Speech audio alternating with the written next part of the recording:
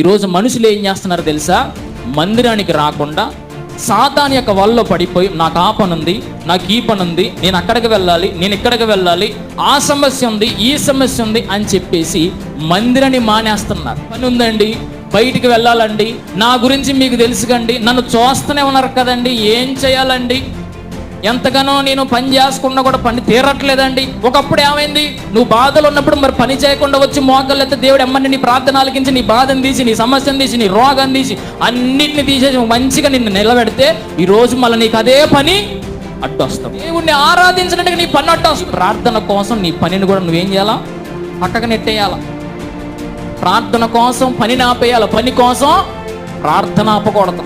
నువ్వు ప్రార్థన ఆపేస్తున్నావు, నువ్వు మందిరాన్ని ఆపేస్తున్నావు, దేవుణ్ణి ఆరాధించడం నువ్వు ఆపేస్తున్నావు అంటే దాని అర్థం నువ్వు సాతాను యొక్క వలలో పడిపోయావు, సాతాను యొక్క వలలో చిక్కుకుపోయావు అని అర్థం.